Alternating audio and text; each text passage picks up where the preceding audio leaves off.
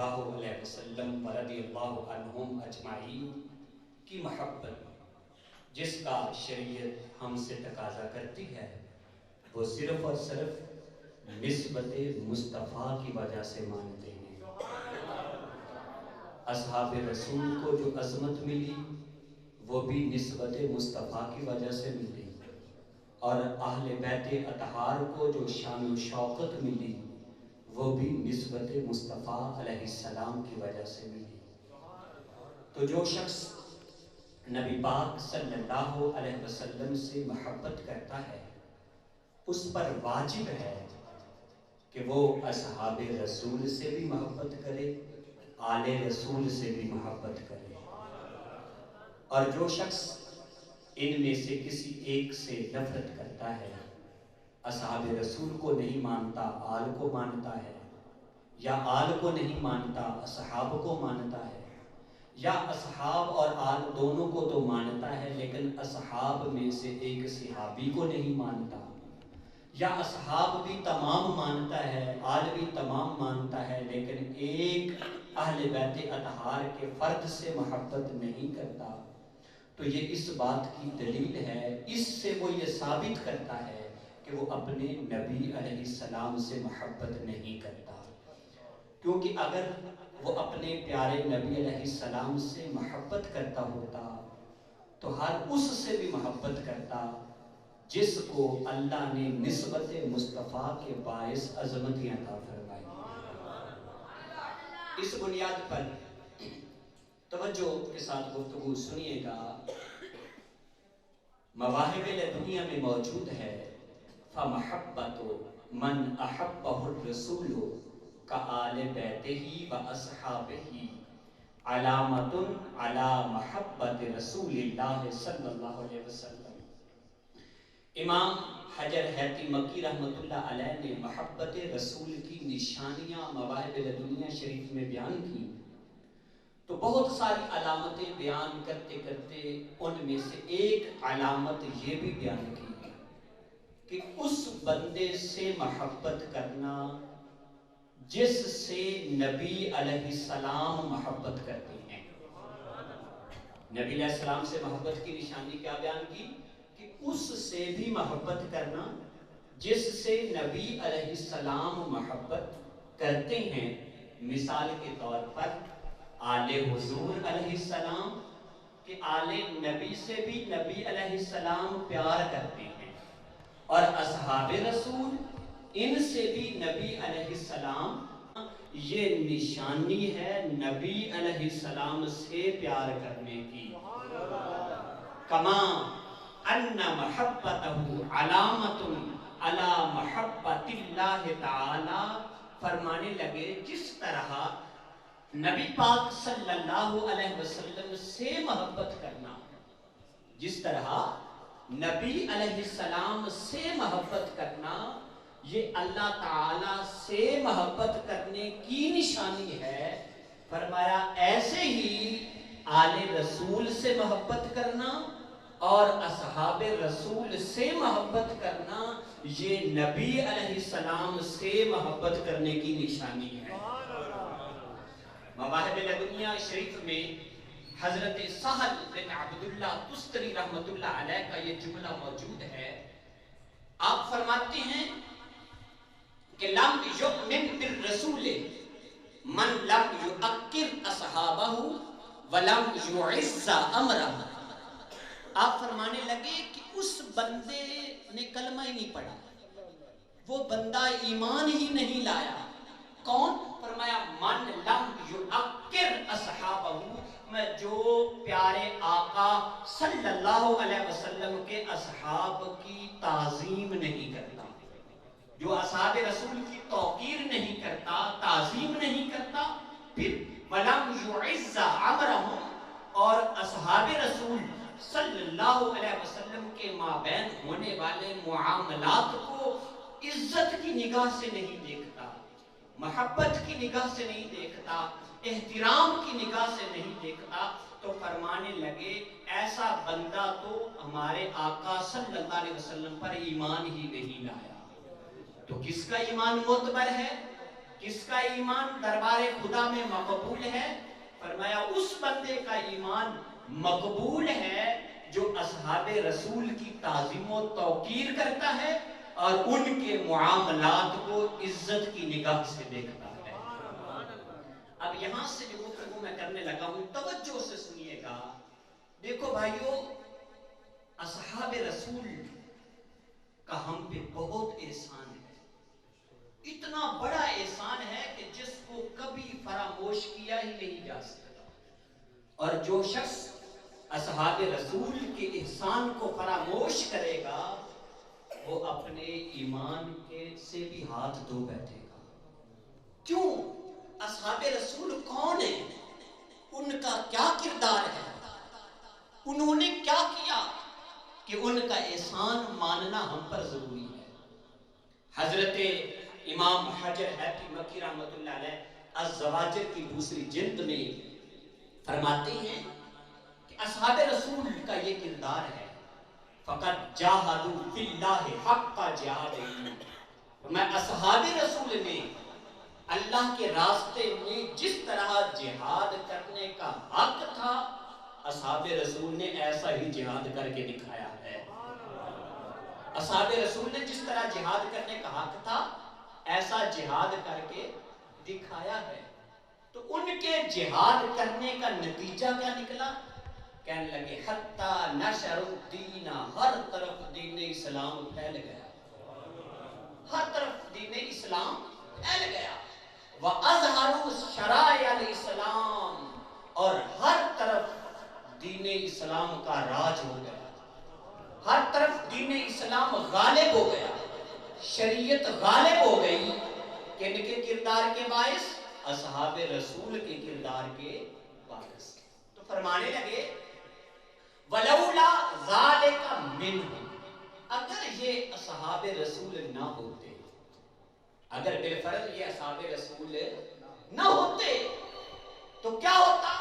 فرمانے لگے ما وصل الینا قرآن ولا سنت ولا اصل ولا فرع، فرمانے لگے اگر یہ اصحاب رسول یہ کردار ادا نہ کرتے اور اصحاب رسول نہ ہوتے تو پھر ہم تک قرآن بھی نہ پہنچتا، ہم تک نبی علیہ السلام کی سنت بھی نہ پہنچتی، ہم تک دین اسلام کے اصولی مسائل نہ پہنچتے، ہم تک دین اسلام کے فروعی مسائل نہ پہنچتے۔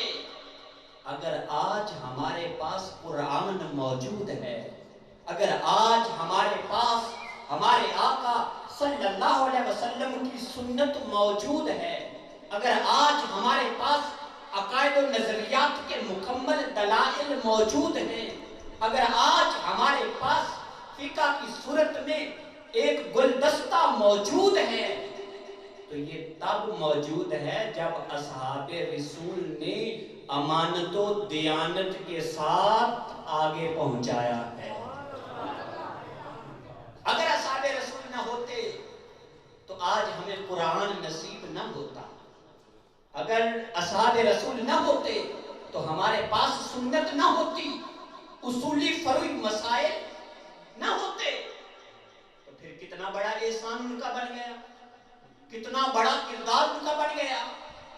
تو اتنی بات کر کے آپ سمجھانے لگے فمن طعن فیہم، فرمایا جو بندہ اصحاب رسول پر طعن کرے گا، ان کو برا بھلا کہے گا، ان پر اعتراض کرے گا، ان کو میلی نظر سے دیکھے گا، ان کے معاملات کی تعظیم و توقیر نہیں کرے گا تو کیا ہوگا؟ اس سوچ کے بعد کوئی لمبا چوڑا وقت نہیں گزرے گا، کوئی دیر نہیں لگے گی، بہت جلدی اس بندے کے دل سے ایمان نکل جائے گا۔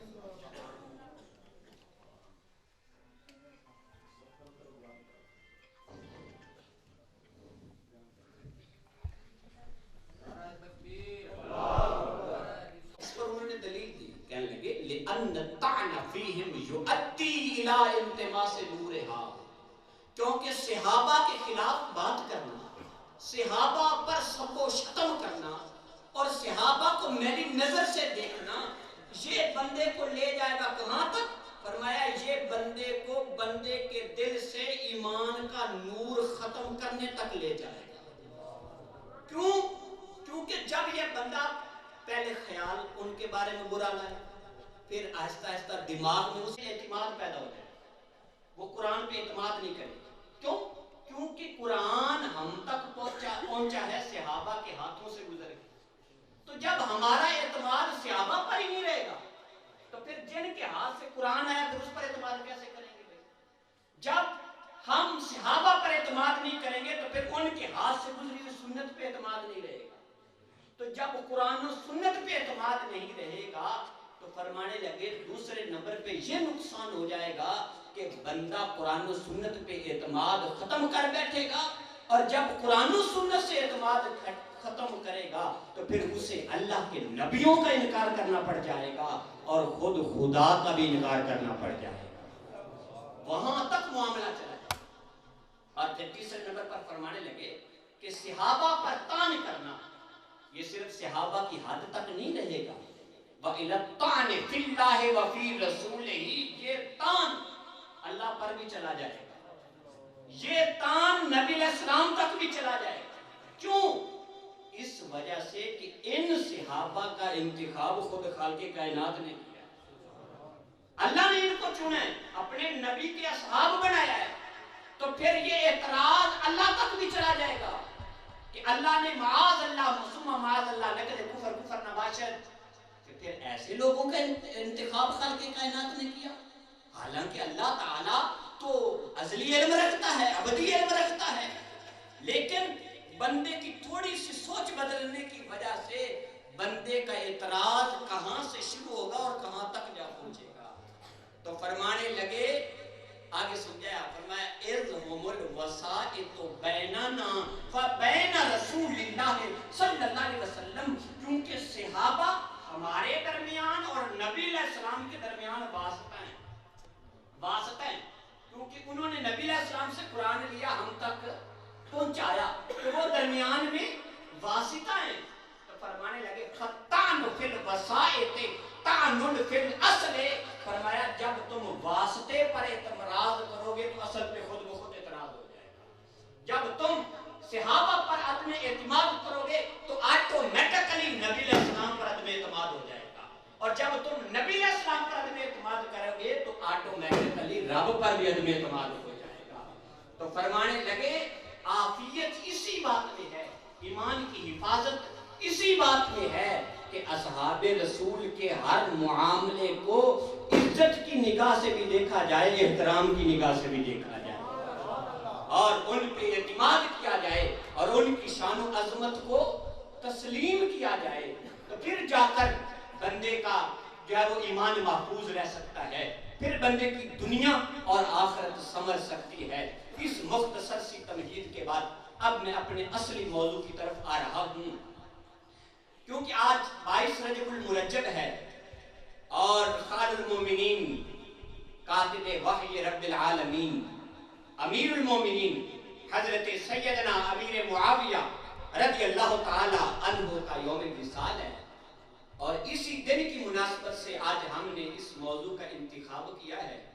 اور اس موضوع کو شروع کرنے سے پہلے تہذیب الکمال سے میں ایک بات پیش کرنا چاہتا ہوں۔ سئل ابو عبد الرحمن النسائی عن معاویہ صاحب رسول اللہ صلی اللہ علیہ وسلم، حضرت امام ابو عبد الرحمن نسائی رحمۃ اللہ علیہ سے سیدنا امیر معاویہ رضی اللہ تعالیٰ عنہ کے بارے میں پوچھا گیا کہ وہ سیدنا امیر معاویہ رضی اللہ تعالیٰ عنہ جو نبی پاک صلی اللہ علیہ وسلم کے صحابی ہیں، تو جب ان سے اس بارے میں پوچھا گیا تو آپ نے ایک مثال دی، آپ نے فرمایا ان کی شان سننے سے پہلے میری بات سنو۔ آپ نے فرمایا انما الاسلام قدار، اسلام کو یوں سمجھو جیسے ایک گھر ہے، اسلام کو یوں سمجھو جیسے ایک گھر ہے، لہا باب، اور جو گھر ہوتا ہے اس کا کوئی نہ کوئی دروازہ ہوتا ہے، گھر میں داخل ہونے کے لیے اس کا کوئی نہ کوئی دروازہ ہوتا ہے، تو اسلام ایک گھر ہے اور اس کا گھر کا کوئی نہ کوئی دروازہ ہے۔ تو فرمانے لگے فباب الاسلام الصحابۃ، دروازہ اصحاب رسول علیہ السلام کے. کسی نے اگر اسلام میں داخل ہونا ہے تو اسے صحابہ سے گزر کے اسلام میں داخل ہونا پڑے گا. تو فرمانے لگے من اراد الصحابہ انما اراد الاسلام. فرمایا جس نے اصحاب رسول صلی اللہ علیہ وسلم کو نقصان دینے کا ارادہ کیا یا انہیں اذیت دینے کا ارادہ کیا تو انما اراد الاسلام، یقیناً اس بندے نے اسلام کو نقصان دینے کا ارادہ کر لیا. کیونکہ جس نے پھر آگے مثال دی، صرف ترجمے پہ اکتفا کرتا ہوں. کمن ناکار الباب، فرمایا جو بندہ ہے، ایک بندہ وہ جاتا ہے کسی کے دروازے پہ اور دروازے کو توڑنا شروع کر دیتا ہے، تو اس بندے کے دروازہ توڑنے کا مقصد کیا ہوتا ہے؟ آپ نے خود ہی فرما دیا یرید دخول الدار، وہ تو گھر میں توڑنا چاہتا ہے.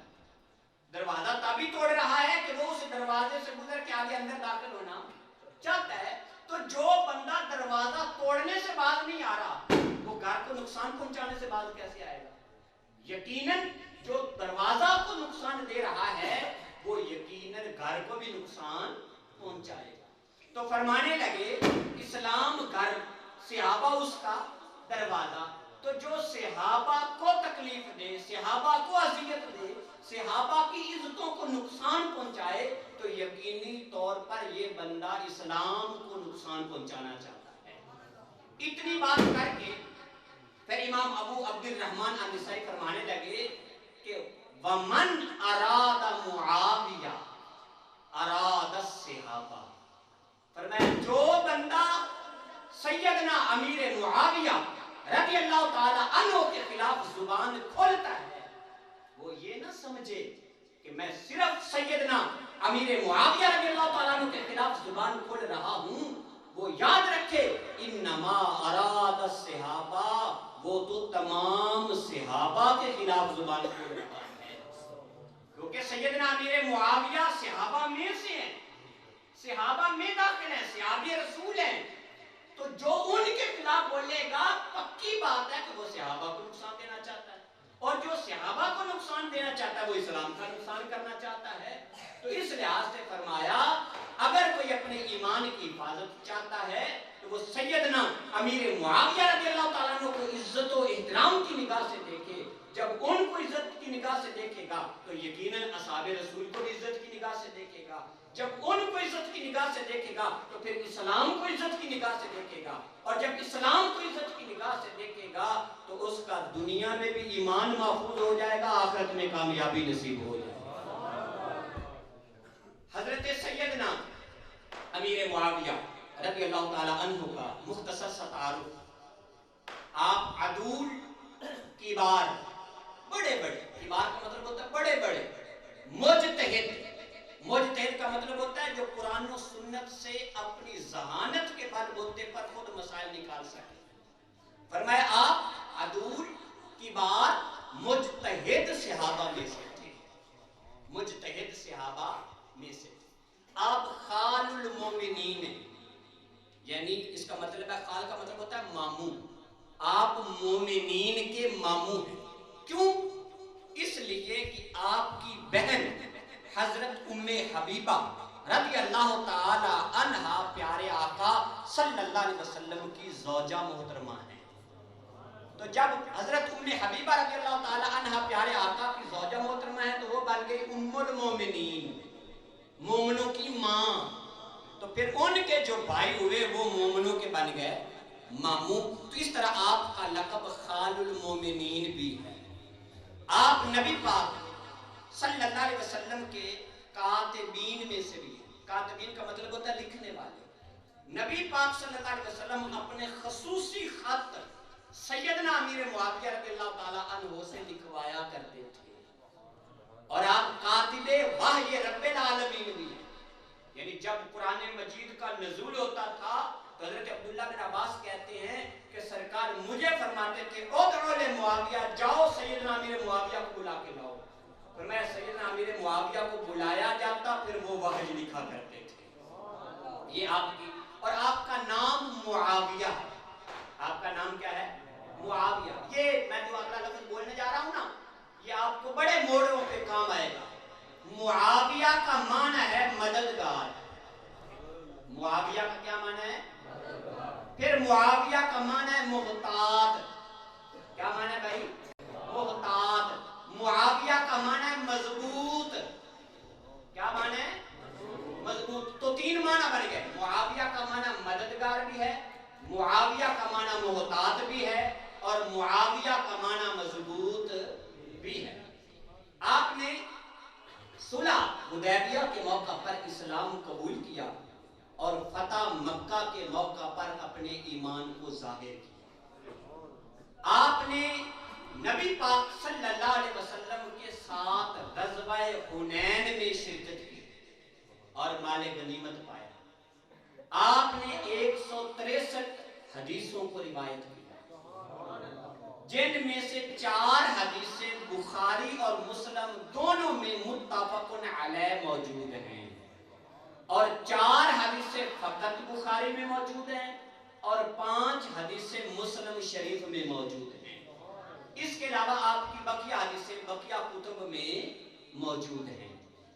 اور پھر یاد رکھیں کہ سیدنا ابو بکر صدیق رضی اللہ تعالی عنہ نے شام کی طرف ایک لشکر بھیجا تھا.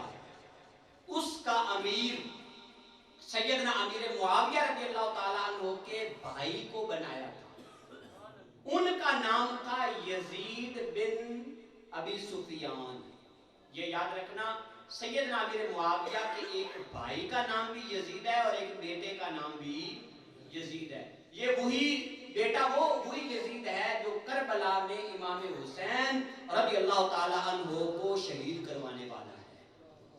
تو یاد رکھنا کہ بیٹے کے برے کردار کی وجہ سے ان کے باپ کو برا بھلا نہیں کہا جائے گا, یہ یاد رکھنا. تو جب سیدنا امیر معاویہ رضی اللہ تعالیٰ عنہ کے بھائی کو شام کے لشکر کا امیر بنایا گیا تو ان کا راستے میں آگے پہنچ کر وصال ہو گیا.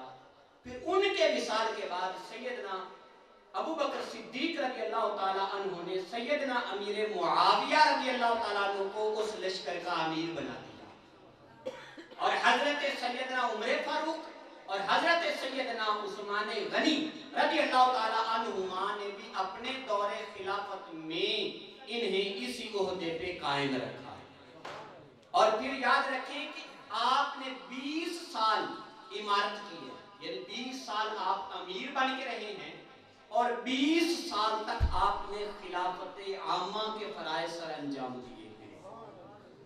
حضرت امام تفتازانی رحمت اللہ علیہ شرح مقاصد میں, امام یوسف نبہانی رحمت اللہ علیہ شواہد الحق میں فرماتے ہیں کہ فالمعاویۃ مع شرط صحبت, کہنے لگے حضرت سیدنا امیر معاویہ رضی اللہ تعالیٰ عنہ کے صحابی ہونے کے باوجود, صحابی والا جو رتبہ وہ تو ان کا ہے ہی بڑا اعلیٰ, اگر اس کو اگر سائڈ پہ کر دیا جائے قطع نظر صحابیت ہونے کے, اگر ایک عام مسلمان سمجھ کے ان کی اسلامی خدمات کو دیکھا جائے تو فرمانے لگے لہو حسنات کثیرہ, ان کی بے شمار نیکیاں ہیں, بے شمار نیکیاں, لا تعد, جن کو گنا بھی نہیں جا سکتا, ولا تحد, جن کی کوئی حد بھی نہیں ہے.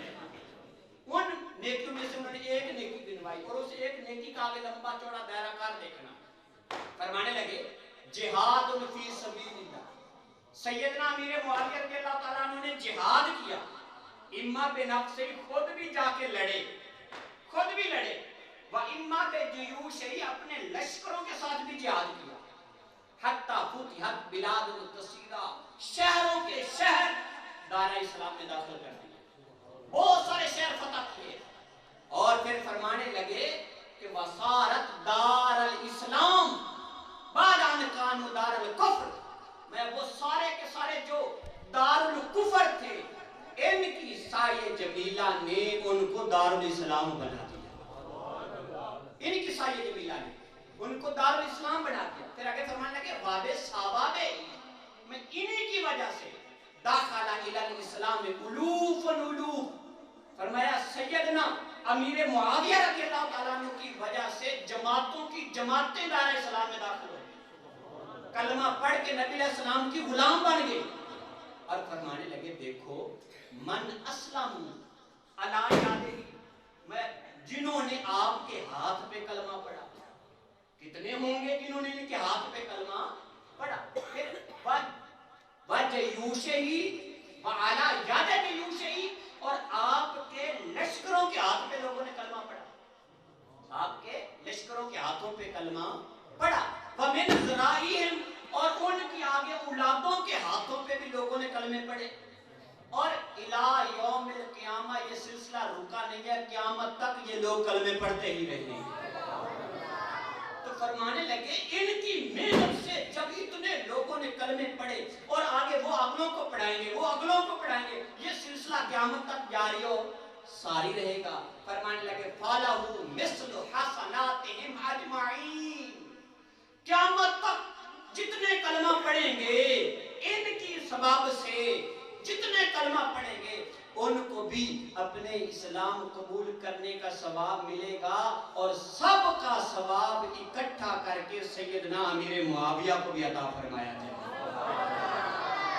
فرمایا اگر ان کے صحابی ہونے والے رتبے کو ایک سائڈ پہ بھی کر دیا جائے تو پھر بھی ان کا وہ کردار ہے اور ان کے نامہ اعمال میں نیکیوں کی وہ ایک لمبی لائن ہے جس کا کوئی اندازہ بھی نہیں لگا سکتا، اتنا بڑا ان کا کردار ہے۔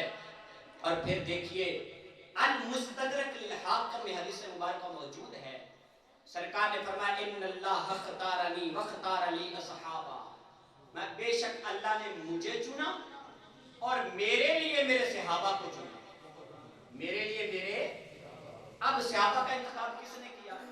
اللہ تعالیٰ نے کیا۔ تو اب جس وقت اللہ تعالیٰ اپنے نبی کے صحابہ کو چن رہا تھا پوری مخلوق میں سے کہ اس نے بھی میرے نبی کا صحابی بننا ہے، اس نے بھی میرے نبی کا صحابی بننا ہے، تو جب اللہ صحابہ کا انتخاب کر رہا تھا، ذرا چشم تصور سے دیکھو تو صحیح، جس وقت رب اصحاب رسول کا انتخاب کر رہا تھا ان میں سے ایک سیدنا امیر معاویہ کا بھی انتخاب ہو رہا تھا، ان کا بھی انتخاب اللہ تعالیٰ نے کیا۔ پھر جب صحابہ کا انتخاب ہو گیا، سرکار فرماتے ہیں فَجْعَلَ لِي مِنْهُمْ وَزَارًا، پھر اللہ نے ان صحابہ میں سے میرے وزیر بنائے، میرے وزیروں کا انتخاب بھی رب نے کیا۔ وہ کنز العمال میں جس بار کا موجود ہے، سرکار نے فرمایا میرے دو وزیر آسمانوں میں، دو وزیر میرے زمین پر ہیں، آسمانوں میں جو وزیر ہیں ان میں سے ایک کو جبرائیل تو دوسرے کو میکائیل کہا جاتا ہے، اور زمین پر جو میرے دو وزیر ہیں ان میں سے ایک کو سیدنا ابو بکر صدیق تو دوسرے کو عمر فاروق کہا جاتا ہے۔ فرمایا فَجَعَلَ لِي مِنْهُمْ وَزَرَا، رب نے میرے وزیر چنے۔ پھر فرمایا وَأَنصَارًا، رب نے میرے خصوصی مددگار چنے، میرے خصوصی مددگار، ویسے تو سارے صحابہ ہی مددگار ہیں پر ان میں سے خصوصی مددگار چنے۔ تو جب اللہ تعالیٰ خصوصی مددگاروں کا انتخاب کر رہا تھا ان خصوصی مددگاروں میں ایک نام سیدنا امیر معاویہ کا بھی ہے، کیونکہ آپ کاتب وحی بھی ہیں، آپ سرکار کے خاص خطوط لکھنے والے بھی ہیں، تو خاص مددگاروں میں ایک آپ کا چناؤ بھی ہے۔ پھر فرمایا وَأَصْحَارًا، اللہ نے پھر ان صحابہ میں سے میرے سسر چنے، میرے داماد چنے، اور پھر میری ازواج کی وجہ سے جنہوں نے میرے ساتھ رشتے میں منسلک ہونا تھا، میرے برادر نسبتی جنہوں نے بننا تھا، میرے رب نے ان کا بھی انتخاب کر دیا، ان کو بھی چن لیا۔ اب جس وقت اللہ تعالیٰ اصحار کا انتخاب کر رہا تھا اور سسرال اور داماد جب چن رہا تھا اور ان رشتوں کو جب چن رہا تھا تو اس وقت بھی جن کا خاص چناؤ کیا جا رہا تھا وہ ایک حضرت سیدنا ابو سفیان رضی اللہ تعالیٰ عنہ تھے، دوسرے سیدنا امیر معاویہ رضی اللہ تعالیٰ عنہ تھے۔ کیوں؟ کیونکہ آپ کی بہن حضرت ام حبیبہ رضی اللہ تعالیٰ عنہ سرکار کی زوجہ محترمہ ہیں، اور حضرت ابو سفیان حبیبہ رضی اللہ تعالیٰ عنہ کے ابا جی ہیں. تو جب اللہ تعالیٰ چن رہا تھا تو ان کو سیدنا امیر معاویہ کو اللہ 3 بار چن رہا تھا. تو 3 بار چنا. اب توجہ کیجئے گا, کتنی بار چنا بھائی؟ 3 بار. پہلے صحابہ کو چنا تو ان میں سیدنا امیر معاویہ کو چنا. پھر جب انصار خصوصی مددگاروں کو چنا تو ان میں بھی آپ کا چناؤ کیا گیا. جب اصحاب کو چنا تو ان میں بھی آپ کا چناؤ کیا گیا. جب یہ چناؤ ہو گیا, آگے سرکار نے لفظ بولے, فرمایا فمن سبہم, جو ان میں سے کسی ایک کو گالی دے, ان میں سے کسی ایک کو برا بلا کہے, فعلیہ لعنت اللہ والملائکۃ والناس اجمعین, فرمایا جو ان میں سے کسی ایک کو برا بھلا کہے یا گالی دے, فرمایا اس پر اللہ کی بھی لعنت ہے, اس پر فرشتوں کی بھی لعنت ہے, اور اس پر ساری انسانیت کی بھی لعنت ہے.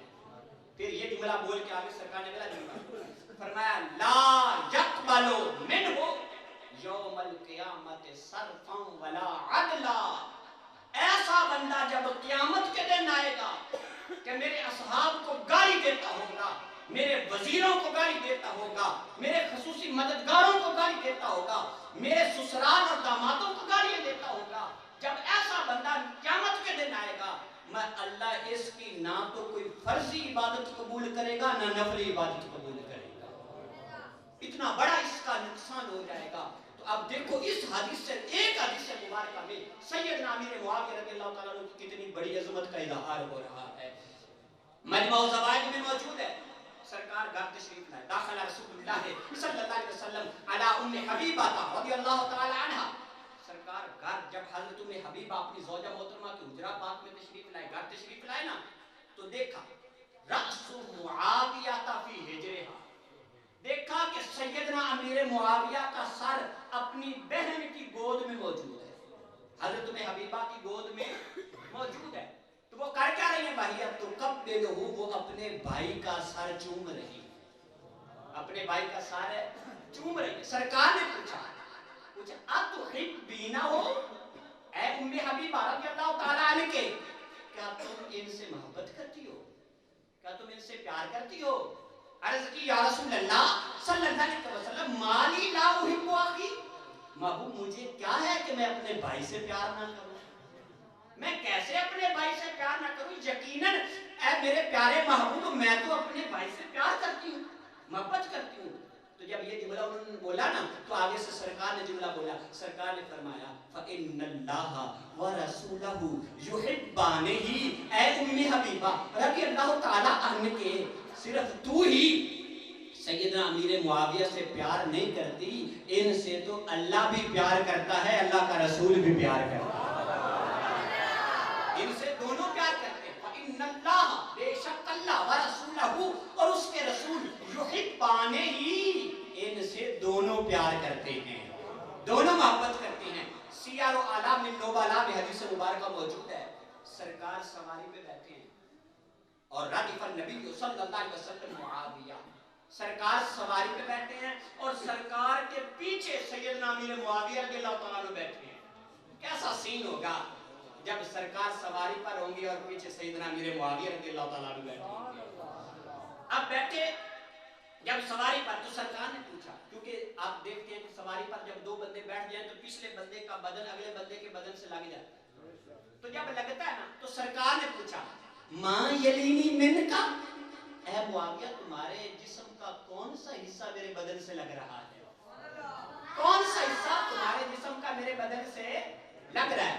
عرض کی یا رسول اللہ صلی اللہ علیہ وسلم بطنی, محبوب میرا پیٹ آپ کی کمر مبارک سے لگ رہا ہے.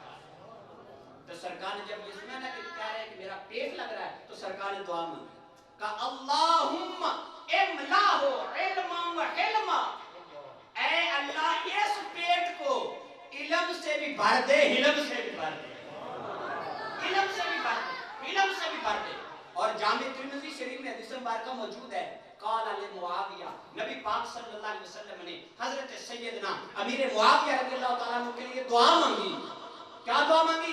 اللہم اجعلہ ہادیاں مہدیاں واہدی بھی, اے اللہ معاویہ کو ہادی بنا دے.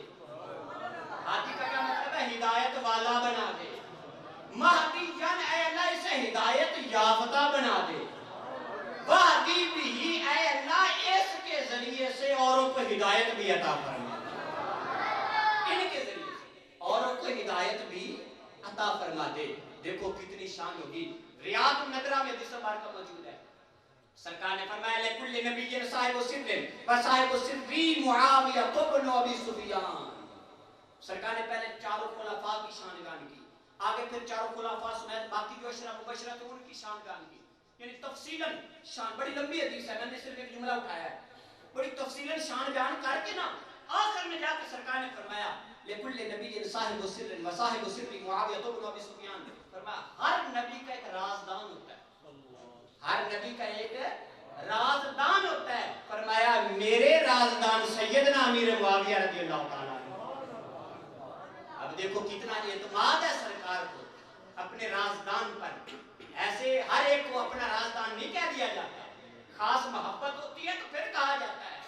اب پھر جملہ بولا سرکار نے, کیونکہ آگے ڈیٹیل پوری لمبی حدیث تھی نا, تو آخر میں سرکار نے خلاصے کے طور پر جملہ بولا. فرمایا فمن احبهم فقد نجا ومن ابغضهم فقد هلك. سرکار نے فرمایا جو ان سب سے پیار کرے گا دنیا میں بھی کامیاب ہو جائے گا, آخرت میں بھی کامیاب ہو جائے گا. اور جو ان میں سے کسی سے نفرت رکھے گا فرمایا فقد ہلاک, پکی بات ہے وہ ہلاک ہو جائے گا. اور ادھر لفظ بولے فقد نجات, پکی بات ہے وہ نجات پا جائے گا, وہ کامیاب ہو جائے گا. اب اگلی حدیث مبارکہ سنیے, مسند فردوس میں ہے. اگر آج 10 15 20 منٹ اوپر چلے جائیں تو معذرت, موضوع کافی اہم ہے. سرکار نے فرمایا آنا مدینۃ العلم وعلی بابها ومعاویہ حلقتها. اس حدیث سے پہلے ایک اور حدیث بیان کر دوں تو بڑا مزہ آ جائے. سرکار نے فرمایا آنا مدینۃ العلم, میں علم کا شہر ہوں, میں علم کا شہر ہوں. ابو بکر اساسها, ابو بکر صدیق اس شہر کی بنیاد ہے. عمر ہے تانہا, عمر فاروق اس شہر کی دیواریں ہیں. عثمان و ساقفہا, عثمان غنی رضی اللہ تعالیٰ عنہ اس شہر کی چھت ہیں. وعلی بابہا, علی المرتضیٰ اس شہر کا دروازہ ہے. اور اس حدیث مبارکہ میں سرکار نے فرمایا آنا مدینۃ العلم وعلی بابہا ومعاویہ حلقتہا. سرکار نے فرمایا میں علم کا شہر ہوں, علی اس کا دروازہ ہے, سیدنا امیر معاویہ اس دروازے کی کنڈی ہیں, اس دروازے کی کنڈی ہیں. اور پھر یہ حوالہ بڑا قابل غور ہے, کتاب الاباطیل والمناکیر والسیاح والمشاہیر میں یہ حدیث مبارکہ موجود ہے. اور سیاح و علام النبلاء امام ذہبی کیا, اس میں بھی ابتدائی حصہ اس حدیث کا موجود ہے. سرکار فرماتے ہیں, حضرت انس بن مالک روایت کرتے ہیں, کہتے ہیں نبی پاک صلی اللہ علیہ وسلم نے فرمایا جب قیامت کا دن ہوگا, غور سے سننے والی یہ حدیث مبارکہ ہے کہ دنیا تو دنیا رہی, رب نے سیدنا امیر معاویہ کو قیامت کے دن بھی بڑی اونچی عظمتیں عطا فرمائی. سرکار فرماتے ہیں جب قیامت کا دن ہوگا نا, لا افتقد احدا من اصحابی غیر معاویہ, میں جب قیامت کا دن ہوگا نا میرے سارے صحابہ میرے پاس آ جائیں گے, سارے میرے پاس آ جائیں گے, لیکن سیدنا امیر معاویہ رضی اللہ تعالیٰ عنہ نہیں پہنچے گے, یہ نہیں پہنچیں گے. اتنا نہیں پہنچیں گے. سرکار فرماتے ہیں لا اراہ ثمانین عامن اور 70 عامن, فرمایا 80 سال یا 70 سال تک یہ مجھے نظر نہیں آئے, یہ بعد میں آئیں. فرمایا وَإِذَا كَانَ بَعْدَ 80 عَامًا أَوْ 70 عَامًا, فرمایا جب 80 سال یا 70 سال گزر جائیں, 80-70 سال گزرنے کے بعد سرکار فرماتے ہیں پھر یہ سیدنا امیر معاویہ بڑی شان و شوکت کے ساتھ میرے پاس آ جائے. وہ آنے کا انداز کیا ہوگا؟ فرمانے لگے یقبل علی ناقۃ من المسک, فرمایا سیدنا امیر معاویہ کستوری کی بنی ہوئی اونٹنی پر سوار ہو کے میرے پاس آ جائے. کستوری کی بنی ہوئی اونٹنی پر سوار ہو کے میرے پاس آ جائے. فرمایا وحشوها من رحمت اللہ, باہر سے تو اونٹنی بنی ہوئی ہے کستوری کی, اندر پیٹ میں کیا ہے, اندر کیا چیز ہے؟ سرکار نے فرمایا اس اونٹنی کا اندر اللہ کی رحمت سے بھرا ہوا ہے, اللہ کی رحمت سے. وقوائمها من ٹانگیں ہیں، فرمایا یہ جنتی زبرجد کی بنی ہوئی ہیں، اس پر آ جائیں۔ جب ہم آئیں گے سرکار فرماتے ہیں، سرکار کے لفظ میں سرکار فرماتے ہیں اقول معاویہ، میں کہوں گا معاویہ ہو، یقول لبیک یا محمد صلی اللہ علیہ وسلم، وہ عرض کریں گے یا رسول اللہ صلی اللہ علیہ وسلم میں حاضر ہوں۔ تو سرکار پوچھیں گے اینا کنت ثمانین عاما، اے سیدنا امیر معاویہ رضی اللہ تعالیٰ عنہ، یہ 80 سال تم کہاں رہے ہو؟ سارے صحابہ میرے پاس آ گئے ہیں، تم اب 80 سال تک میرے پاس نہیں پہنچے، 80 سال کے بعد آئے ہو، یہ 80 سال کہاں رہے ہو؟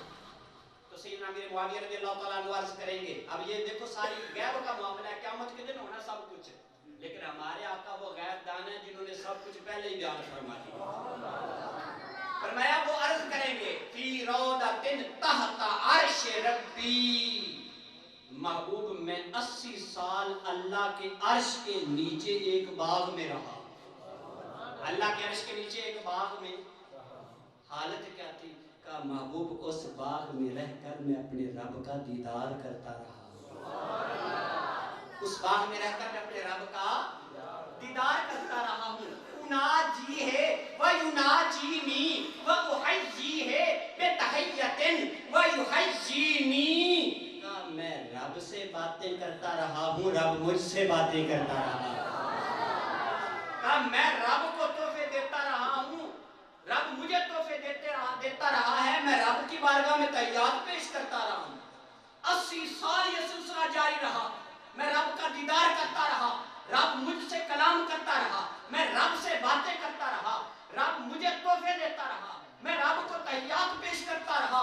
جب 80 سال مکمل ہو گئے، 80 سال زیارت مکمل ہو گئی، کلام مکمل ہو گیا، آخر میں رب نے جملہ بولا، رب نے فرمایا ھذا عبد ما کنت تشتم فی دار الدنیا، فرمایا اے سیدنا امیر معاویہ رضی اللہ تعالیٰ عنہ کا یہ جو میں نے 80 سال سیکرٹ تجھے زیارت بخشی، یہ جو 80 سال میں نے تجھے کلام کا شرف بخشا، فرمایا یہ بدلہ ہے تیرا ان گالیوں کا جو دنیا میں رہتے ہوئے لوگ تجھے دیا کرتے تھے، یہ سبحان اللہ کہنے کا مقام ہے، کہا یہ بدلہ ہے ان گالیوں کا جو تمہیں لوگ دنیا میں رہتے ہوئے دیا، وہ تو گالیاں دے کے اپنا نقصان کر گئے، وہ تو اپنا برباد کر گیا سب کچھ، لیکن ان گالیوں کے بدلے میں آج میں نے تجھے اپنے دربار میں بلند شانی عطا فرما دی، زیارت بخشی ہے، کلام بخشا ہے اور تحیات بخشے ہیں۔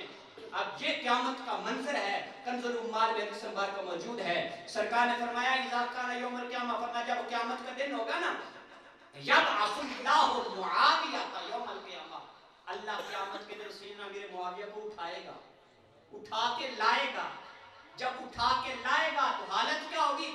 سرکار نے فرمایا وعلیہ رداء من نور الایمان، میں اس حالت میں آئیں گے کہ ان پر ایمان کے نور کی چادر ڈالی ہوئی ہو، ایمان کے نور کی چادر ڈال کے آئیں گے، اب یہ ان کی شان۔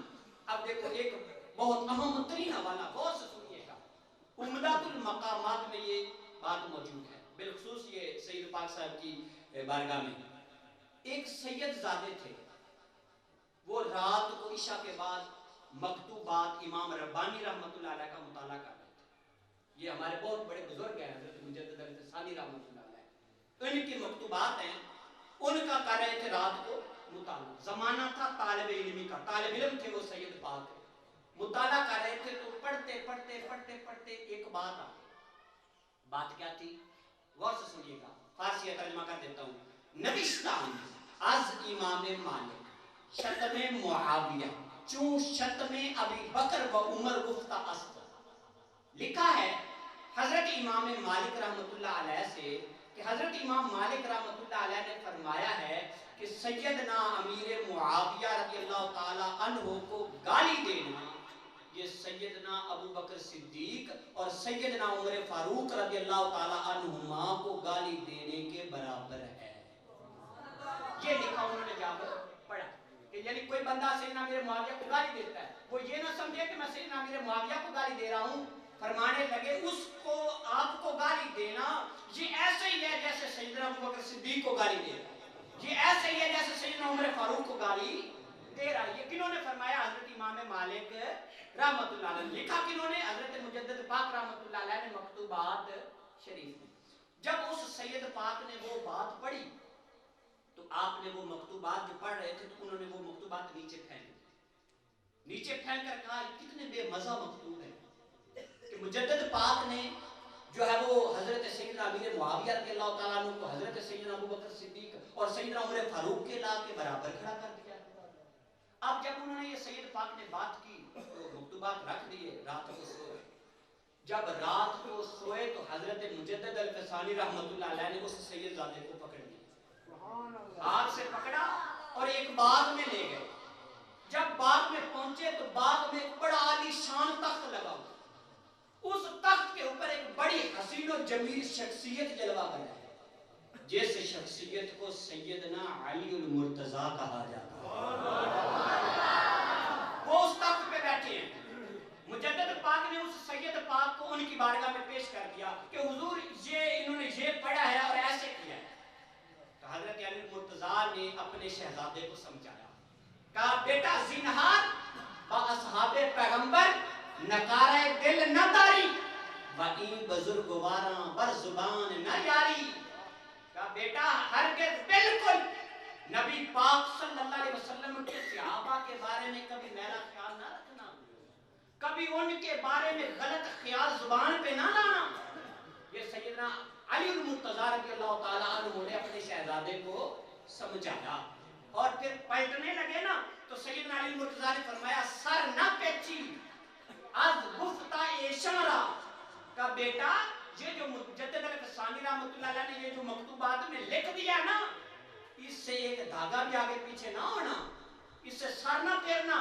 انہوں نے جو لکھا ہے ٹھیک لکھا ہے اور درست لکھا ہے، تم نے اس پر پابند ہو جانا ہے. اب وہ سید زادے واپس ہٹے، ساتھ مجدد پاک بھی ہیں.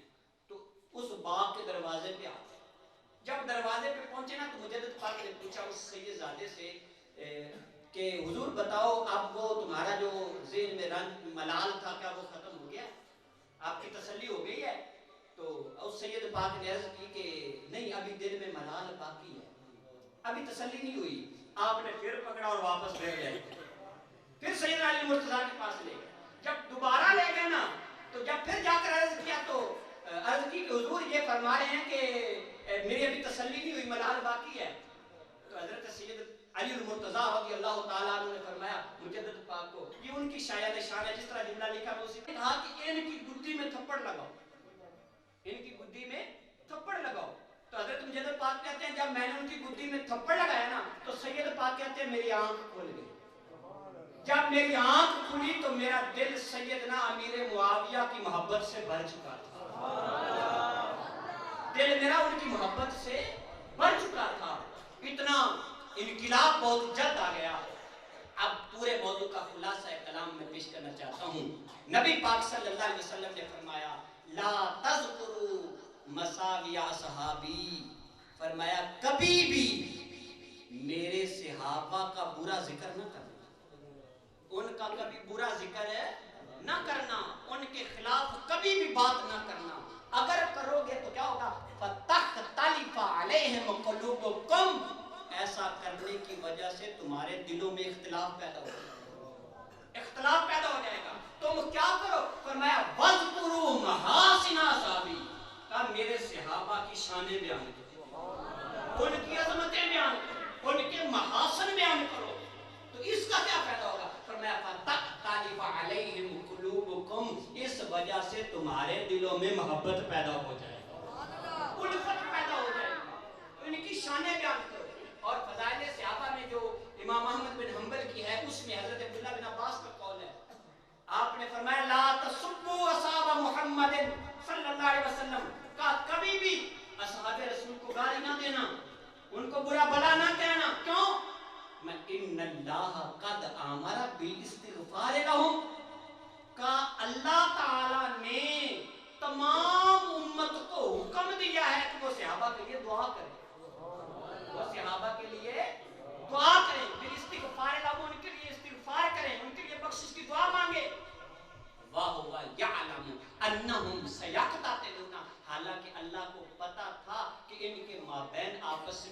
معاملات ہوں گے لیکن وہ ان کی اپنی ذات کی وجہ سے نہیں ہوں گے، ان کے دل میں کوئی دنیاوی لالچ نہیں ہوگا، یا یہ جو ہے وہ بادشاہت کے بھوکے نہیں ہوں گے، یہ جو کچھ بھی کریں گے سب اللہ اس کے رسول کی رضا کے لیے کریں گے، ان کے دلوں میں کوئی لالچ نہیں ہوگا، سب کے دل پاک ستھرے صاف شفاف ہوں گے۔ اس بنیاد پر حضرت عبداللہ بن عباس نے کہا جب رب فرما رہا ہے کہ تم نے صحابہ کے بارے میں ہر وقت دعا ہی مانگتے رہنا ہے اور ہر وقت ان کے لیے شان ہی بیان کرتے رہنا ہے، جب رب نے ان کو یہ سرٹیفکیٹ دے دیا ہے رضی اللہ عنہ ورضوا عنہ، جب اللہ نے کہہ دیا ہے کہ میں ان سے راضی ہوں یہ مجھ سے راضی ہیں، تو جب اللہ ان سے راضی ہو چکا ہے تو پھر کسی کو ان کے خلاف بولنے کی کوئی اجازت نہیں ہے۔ اس لحاظ سے بھائیو اپنے ایمان کی حفاظت کیجئے، اپنے عقیدے کی حفاظت کیجئے۔ دیکھو حضرت داتا گنج بخش علی اجمیری رحمۃ اللہ علیہ نے کشف المحجوب میں جہاں یزید پلید کا ذکر کیا نا تو فوراً جملہ بولا، اب سید آتے ہیں حضرت داتا گنج بخش علی اجمیری رحمۃ اللہ علیہ، تو کہا یزید اخذہ اللہ دون ابی ہے۔ حضرت داتا صاحب نے لکھا کہ یزید اللہ جسے رسوا کرے، اللہ جسے رسوا کرے، اللہ جسے ذلیل کرے، وَدُونَ أَبِيهِ، فرمایا ان کے ابا جی کو اللہ کچھ نہ کہے بلکہ اللہ ان پر رحمتوں کا نزول فرمائے۔ سیدنا امیر معاویہ پر اللہ تعالیٰ رحمتوں کا نزول فرمائے۔ اب یہ سیدنا داتا گنج بخش علی اجمیری رحمۃ اللہ علیہ کا عقیدہ ہے، اور پھر ان کی بات میں محبت انشاءاللہ پھر کبھی کسی موضوع پہ بیان کریں گے کہ جو سیدنا امیر معاویہ رضی اللہ تعالیٰ عنہ کی آل بیت کے ساتھ جو عقیدت تھی، جو محبت تھی اور جو پیار تھا اور جو آپس میں تعلقات تھے اور آپس میں ایک شیر و شکر کی حیثیت کو رکھتے تھے، انشاءاللہ پھر کسی موضوع پہ بیان کریں گے۔ یہ چھوٹا سا خلاصہ آپ کے سامنے رکھا۔ بھائیو یاد رکھنا اصحاب رسول کے درمیان جتنے معاملات ہوئے ہمارے بزرگوں نے لکھا، نبی پاک صلی اللہ علیہ وسلم نے ارشادات فرمائے، ان کو اپنی زبان پر لانے کی کوئی اجازت نہیں ہے، وہ جانے اور رب جانے۔ ہمیں حکم یہ ہے کہ تم نے صرف ان کی شان بیان کرنی ہے، ان کی عظمت بیان کرنی ہے، آل رسول کی بھی شان بیان کرنی ہے، اصحاب رسول کی بھی شان بیان کرنی ہے، پھر ہی تمہارے ایمان کی حفاظت ہوگی، پھر ہی دنیا اور آخرت میں تم کامیاب ہوگے۔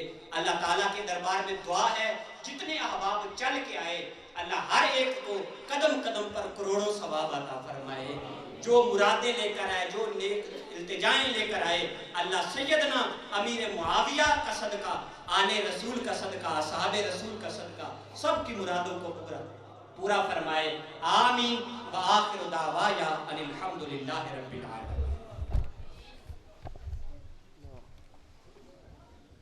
مصطفیٰ